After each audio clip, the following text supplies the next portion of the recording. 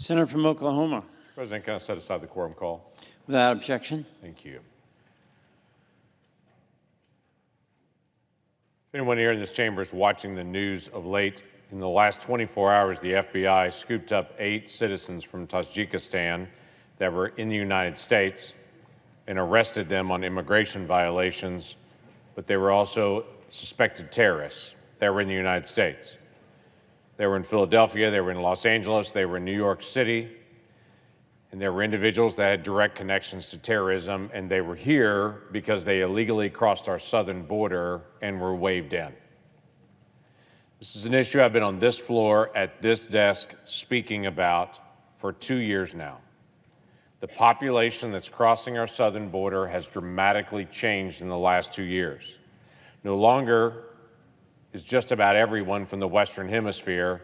Now we have very large numbers of people from places like Tajikistan, from West Africa, from China, from Russia, from Pakistan, from places, other specific places that are known areas of terrorism, and we have people in the thousands that are crossing our borders that we don't know who they are, from places that we typically don't have people illegally crossing.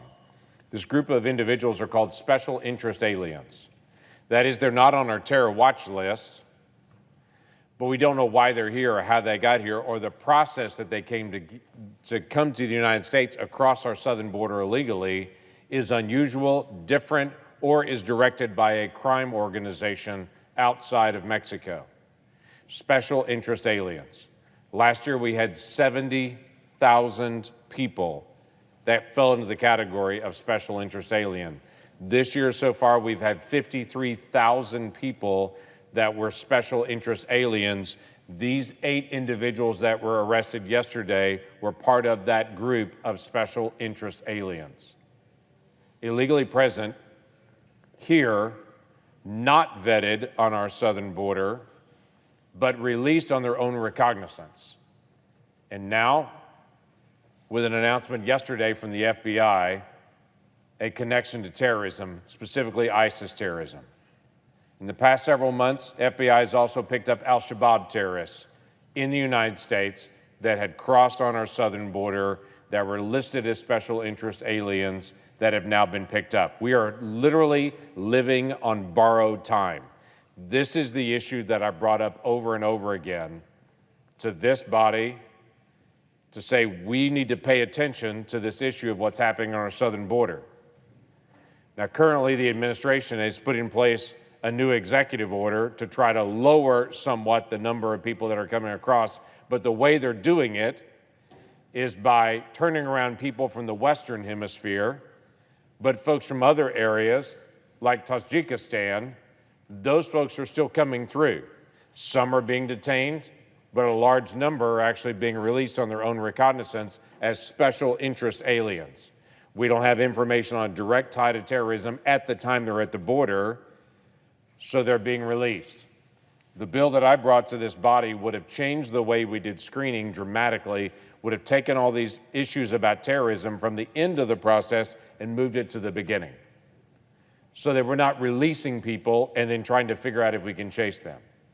Right now, what's really happening day to day is that individuals that are crossing our border, we're hoping that the FBI can pick up any information on them after they're already released into the country. Remember, there were 70,000 individuals like this last year, 53,000 so far this year. And we're hoping the FBI is able to discern they're a terror threat before they carry out an act of terrorism. That is exactly the wrong way to do this. We need to enforce our southern border with more than just some action to be able to reduce what's happening. We should not be living on borrowed time every day, awaiting the next terrorist attack in the United States because our border was open. What have we done in the past? Well, last year, we deported 4 Tajiks last year, 4. Now we're in the process of deporting another 8. We don't know what the numbers are here. And at the end of the day, that's a very bad spot for us to be in as a country. I don't want the United States of America living on borrowed time awaiting the next terrorist attack because we were not paying attention and enforcing our own southern border. We need to be able to wake up on this. With that, I yield the floor.